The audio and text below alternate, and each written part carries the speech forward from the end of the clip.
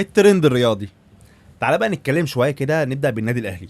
النادي الاهلي من بعد ما جبنا ال11، الحمد لله يعني الحمد لله على حساب الوداد. وكل يوم بننام ونصحى عندنا عروض لل11 لعيب. ال11 الاساسيين بتوعك لهم عروض. انا عايز اقول لك ان الدكه لها عروض. سيد عبد الحفيظ بيجي له عروض عادي. والله في كل حاجه. يعني انت مثلا عندك واحد زي محمد الشناوي. محمد الشناوي مين اللي يمشي؟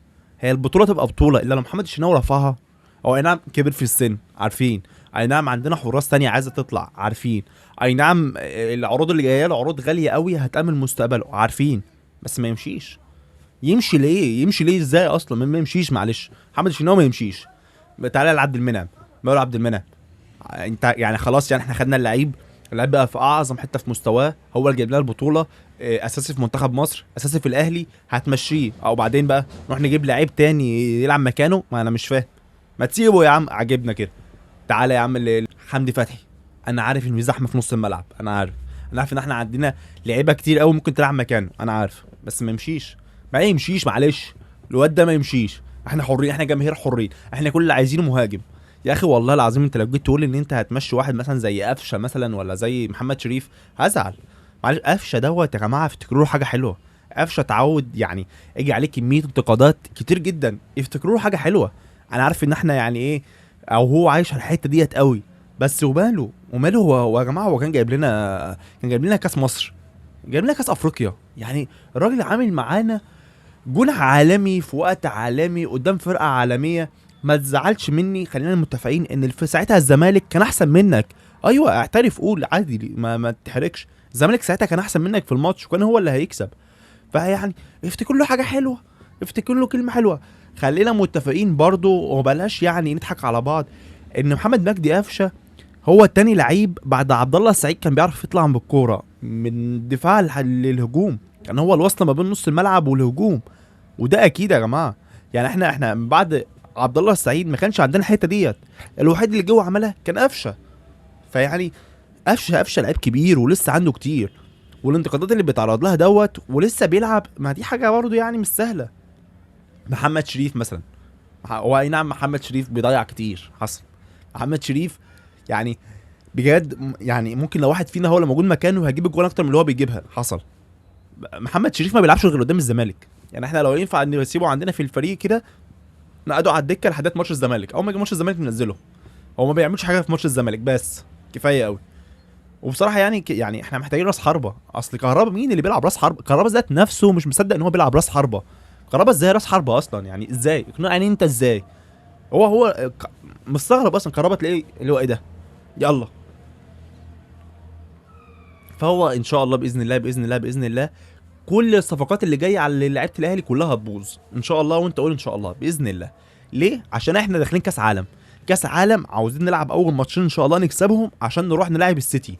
عشان احنا ناويين للسيتي علنيه، ولا بقى تقولي جوارديولا، ولا تقول لي هالاند، ولا الشغل ده كله، ولا دي بروين. الكلام ده كله ما بياكلش معانا. احنا هنجيب حق ريال مدريد. انا عشان بشجع ريال مدريد، فيعني احنا هنجيب حق ريال مدريد ان شاء الله. احنا جايين يا سيتي. نروح بقى نبيع لهم عبد المنعم، ونبيع مش عارف حمدي فتحي، ونبيع الشناوي. هنروح نلعب بمين يعني؟ محمد شريف صحيح؟ ما يعني نعقل الكلمه برضو يا جماعه يعني. ما نسيب اللعيبه، احنا عندنا لعيبه حلوين. نسيبهم بدل ما نروح نبيعهم ونرجع تاني ندور على اللعيبه ما نلاقيش. ما احنا فرحانين يعني ان احنا الحمد لله اخدنا كاس مصر، واخدنا السوبر، واخدنا السوبر تاني، واخدنا مش عارف افريقيا، وهناخد الدوري. فرحانين احنا خدنا كميه البطولات ديت، مش عايزين ناخدها تاني السنه الجايه. خلاص كفايه كده، احنا كده تمام. ما نسيب اللعيبه، ما اللعيبه حلوه هي وبدات تتعود على بعض وتلعب. بدانا نشوف كوره حلوه، بدانا نشوف حاجه عدله. فنسيبهم يعني، نسيبهم على الاقل الانتقالات ديت. وبس كده، ده رايي في النادي الاهلي. تعالى بقى نتكلم على نادي الزمالك. تعالى بينا بقى نتكلم على المنافس الشرس نادي الزمالك. نادي الزمالك طلع كده اعلاميين بتوع نادي الزمالك وكل حاجه، والصفحات وكل حاجه بتقول لك ان في لعيب سوبر عالمي جاي الزمالك. اللعيب دوت خلاص مضى وخلاص كل حاجه وجاي الزمالك. بقى في 3 اسامي. 3 اسامي. الاسم الاول كان اسم رمضان صبحي. رمضان صبحي، انا كخالد شايف ان رمضان صبحي هو اللي محتاج يروح الزمالك اكتر ما الزمالك هو اللي محتاج رمضان صبحي. رمضان صبحي ما تتفرجش عليه دلوقتي او ما تشوفنيش كاهلاوي، لا اتفرج عليه دلوقتي كواحد بيتكلم في حاجه مفهومه. رمضان صبحي كان واحد من افضل لعيبه في مصر. قرار اخده غلط ان هو راح بيراميدز، ممكن. ساعتها الاضواء كلها راحت من عليه.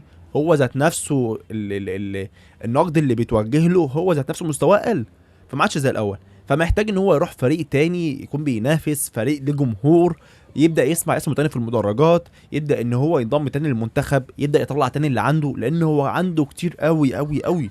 رمضان صبحي هو مش اللاعب اللي هو اللي بينزل دلوقتي ما تتفرجش عليه غير في لقطه او اتنين بس، لا رمضان صبحي هو اكبر من كده بكتير. فمحتاجين نشوف رمضان صبحي تاني في الملعب، محتاج تاني ان هو يكون في حته حماسيه، يكون ليه جمهور، ده اللي هو محتاجه. فانا من وجهه نظري ان رمضان صبحي محتاج يروح الزمالك اكتر ما يعني ايه ما الزمالك محتاجه. طب الانتقادات اللي ممكن اللي الجماهير الاهلي تنتقده، والله العظيم يعني مش هننتقده اكتر ما انتقدناه، انت فاهم؟ يعني خلاص هو مش هيجيله اكتر من اللي جاله، اتعمل عليه كفايه يعني. فممكن يروح يبقى ليه فرصه احسن، يظهر بمستوى احسن، نشوفه في حته احسن بمنتخب اسمه تاني ممكن يرجع. لان لو هو لسه يعني عنده استعداد او هو مستني عودته للاهلي، ففي وجود بيبو ينسى بصراحه. في وجود نظام الاهلي عموما ينسى. الاهلي ليه قواعد معينه معروفه والناس كلها عارفاها ان هو مش هيرجع الاهلي مهما كان. هل هو بقى لسه مستني؟ فهو ممكن يحصل بقى مثلا بعد كام سنه ولا حاجه، لو اجى جهاز فني تاني او مدير فني تاني او رئيس نادي تاني، ممكن ساعتها بقى يحصل في الامور امور بقى. هل ساعتها بقى الجماهير هتقبله؟ برضه مش عارف. بس عودته الاهلي هي صراحه بصراحه يعني هي من اصعب الحاجات الصعبه يعني، مستحيله، شبه مستحيله يعني. وكمان انت عندك بقى عندك لعيبه كتير بتعوضه يعني، وعادي يعني. فده رمضان صبحي. اللعيب التاني عندنا بن شرقي. بن شرقي انا من وجهه نظري ان هو مستحيل يرجع الزمالك تاني. اصل رجع الزمالك ده هو ما صدق مش، معلش يعني كميه المشاكل وكميه الحاجات اللي كانت بتتعرض له وكميه الحاجات اللي حصلت ايام ما كان جاي يمشي، ومش عارف التلفزيون جاي يصور معاه والقناه جايه تصور معاه والشغل دوت، كان بدا حته كده مش احترافيه. هو ذات نفسه كان باين عليه ان هو مش موافق على اللي بيحصل ده، اللي هو ايه ده، مفيش احترافيه خالص، فاهم؟ فما اظنش ان هو يرجع الزمالك تاني. الاسم التالت بقى اللي هو المفروض الاسم بقوه يعني عمر السومه. عمر السومه ده المفروض اللي هو يعني من احسن لعيبه في اسيا.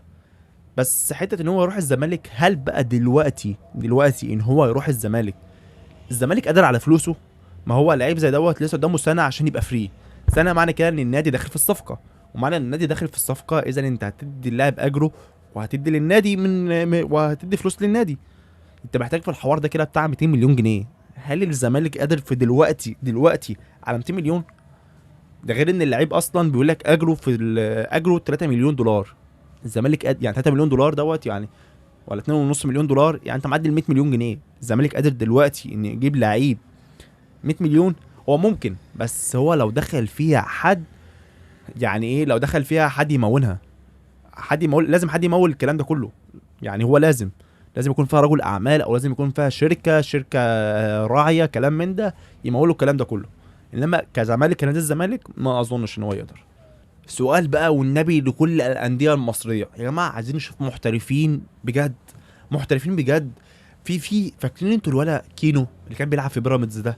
الواد ده من وجهه نظري هو من احسن الناس اللي جت الدوري المصري. كنا بنشوف معاه كوره حلوه، كوره برازيليه. سيبك من برونو سافيو ده، انت برونو سافيو ده برازيلي صيني. عايزين برازيليين بجد، عايزين لعيبه بجد تغير شكل الكوره، تغير شكل الملعب، تغير شكل الفريق. نتفرج على كوره، عايزين نتفرج على كوره بجد، نحس ان احنا ايه ده، احنا عندنا فريق، احنا عندنا دوري مصري، احنا عندنا لعيبه بتلعب بمنظر اوروبي بشكل اوروبي. سيبكم انتوا من الهبد اللي قاعدين يهبطوا ده والمناظر المناظر اللي احنا قاعدين نشوفها. عاوزين لعيبه حلوه. كينو ده والله كينو ده لو جه في الزمالك هشجع كينو، مش هشجع الزمالك، هشجع كينو. الاهلي يجيب عايزين المناظر الناس زي دي، لعيبه زي دي، لعيبه حلوه نتفرج عليها تغير شكل معنى الكوره عندنا. ممكن نشوفها، ممكن. يا رب يكون هو صفقه الزمالك، يا رب، نفسنا يعني. واحد من الترندات بقى في مجال الكوره اللي فعلا في الاسبوع دوت استفز ناس كتيره قوي قوي قوي قوي قوي يعني، في مداخله مع في برنامج اللعيب اللي المفروض بيقدمه مهيب عبد الهادي. في المداخله دي كان داخل معاه الياس الجلاصي لاعب النادي المصري. فمهيب بيساله بيقول له انت جالك عرض من الزمالك؟ فاللعيب قال له هو احنا على هوا؟ قال له لا ما احناش على الهوا، ده احنا في فاصل، اتكلم براحتك كل اللي عندك. فبدا ان هو يتكلم ان هو جاله عرض من الزمالك ومين اللي قدم له العرض، وان مش عارف، بدا يتكلم على لعيبه الزمالك ويبدا يتكلم على لعيبه الاهلي. بدا يتكلم كانه بص يعني بيقول عنده كل حاجه. حلو. طبعا كل الكلام دوت واحنا على الهوا والناس كلها شايفه كل حاجه، والكلام ده هو متسجل، وكده مهيب كده خلاص، هو كده ايه اخد السبق الصحفي بتاعه، هو كده ما عادش عايز حاجه تانية كده خلاص بقى، واخد الترند والناس كلها اتكلمت، واللي شتم شتم، واللي قال واللي قال لك ده كده صحفي كما يجب ومش عارف ايه. رايي انا، لو انت بتسال عن رايي يعني، فانا رايي ان اللي بيحصل ده ملوش اي اخلاق ولا ليه اي دعوه بمعنى كلمه الكوره. ده شغل عبط.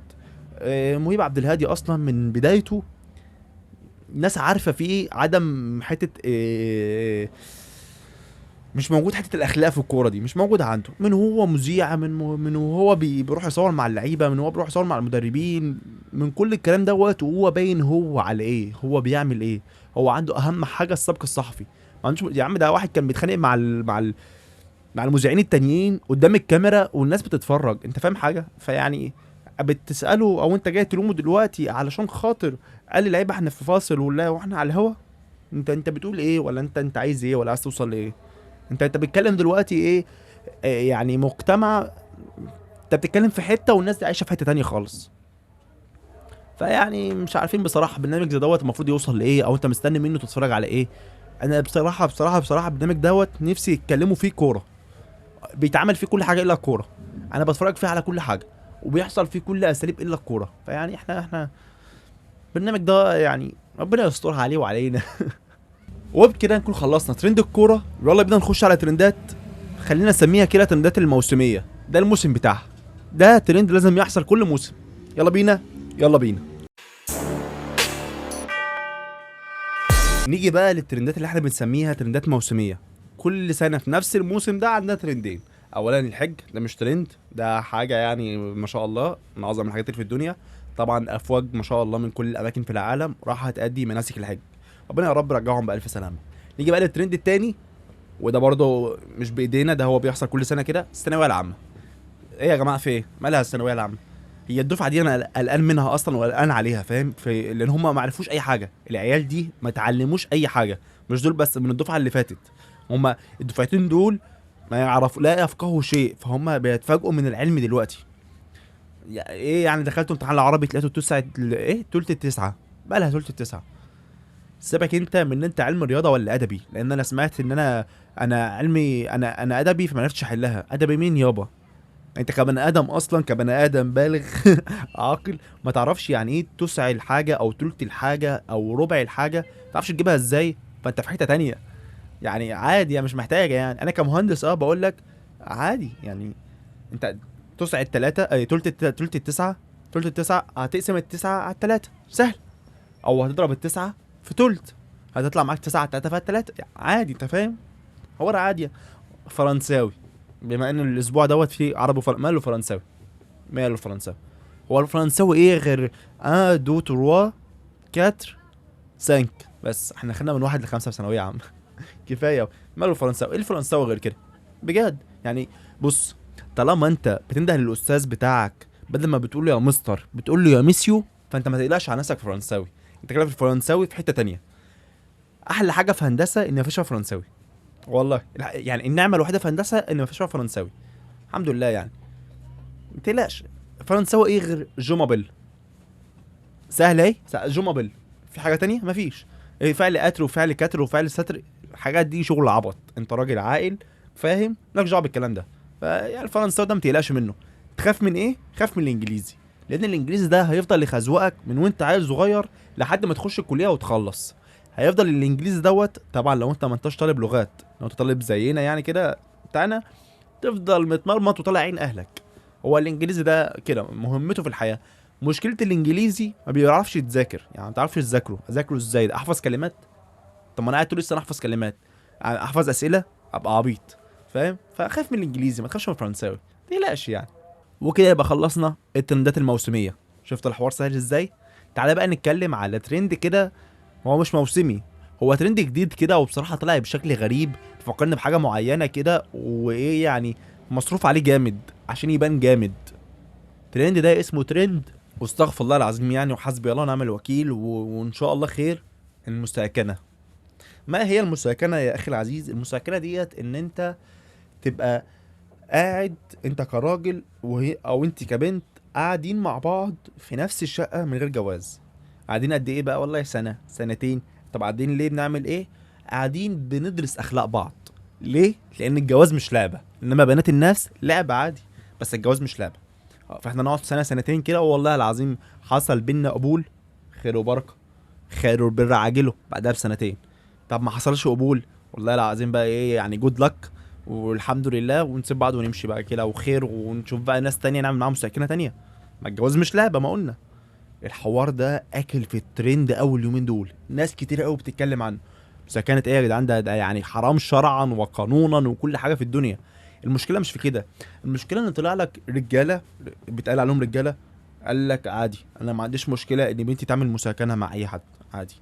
يا عم الحاج تجدق في شنبك، انت بتقول ايه؟ انت مصدق انت بتقول ايه؟ يقول لك اه عادي انا ما عنديش مشكله هتعمل مساكنه. مش احسن ما يتجوزوا ويطلقوا؟ لا راجل، لا راجل عمو، راجل، راجل. طبعا أنا مش محتاج اقول لك ان حاجه زي ديت هي حرام شرعا وقانونا، ويعني حرام عليك تقال عليك راجل لو انت اصلا قابل بده، او قابل بالفكره دي. ديت حاجه جايه طبعا من دول اوروبا اجنبيه، زيها زي 100 موضوع قبل كده بيخش عليك بنفس الدخله ديت. بيفضل موجود كده شويه شويه ناس كده يتكلموا عليه ونحكي فيه وخلاص وخلاص وخلاص، وتلاقيها بقت حاجه موجوده عندك. وتستغرب اكتر، الحاجات اللي استغربت لها اكتر، ان في ناس دلوقتي عايشه بده. يعني هو مش موضوع بس الناس طالعه موضوع الناس بتناقشه بس، ده هو موضوع الناس اصلا عايشه بيه، واهلها راضيين عادي، واهلهم راضيين، او الدنيا حلوه يعني جميله. فيعني ربنا يستر علينا، وكل واحد عنده حد يلحق يدور عليه وكده. يعني الموضوع شكله صعب كده، والموضوع شكله ايه، ربنا يستر علينا. ومساكنه يا جدعان، ده حاجه، ده عالم عبيطه، محدش يصدق الحوار ده. احنا احنا لو هما بيقولوا علينا متخلفين فاحنا متخلفين، احنا متخلفين، مالناش دعوه. خلينا متخلفين كده على طول. والنبي ما حدش يطلع لنا بترند جديد، وما حدش يطلع لنا بحاجه جديده ويروح يجرب. احسن انا عارف قناه اليوتيوب ممكن إنه مثلا يوتيوبر يجي يقول لك انا هجرب مساكنه شهرين ولا. بلاش الشغل ده، بلاش الدنيا دي، عشان انا عارف الدماغ دي ماشيه ازاي.